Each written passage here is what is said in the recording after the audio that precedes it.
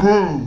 Hello Reddies and happy Halloween. In the spirit of Halloween, Huey Library reached out to the Henderson faculty and staff to see what books put them in the Halloween mood. Here are a few of their responses. Let's begin with some of the more popular choices that we received from the Henderson community. The first one being Mary Shelley's Frankenstein. The Huey Library has this lovely Everyman's Library edition alongside this beautiful annotated version of Frankenstein with full-color images. Eric Bailey, instructor of English at Henderson State University, had this to say about the classic.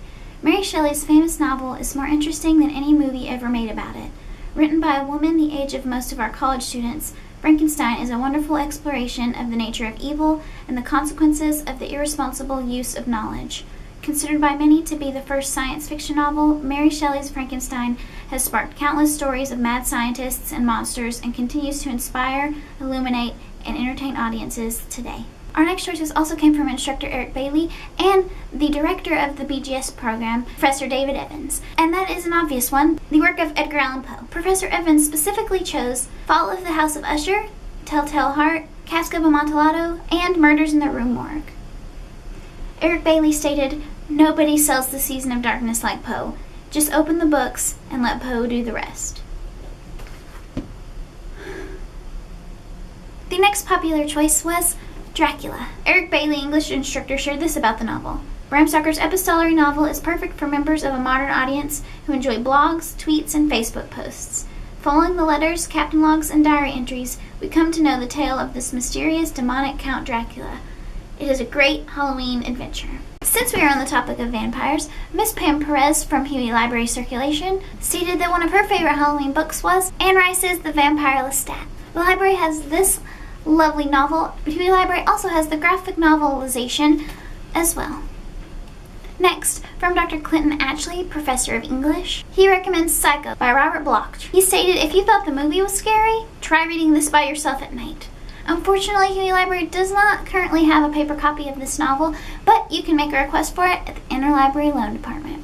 The next selection comes from Mr. Jesse Harness, adjunct professor of English. He chose Something Wicked This Way Comes by Ray Bradbury. It's a very old-fashioned kind of horror novel that seems kind of campy to a modern reader, but it does so without being self-referential to its playing within thickly outlined tropes. It's good light reading at a quick pace and is just spooky enough to keep the reader flicking through the pages with a sense of urgency.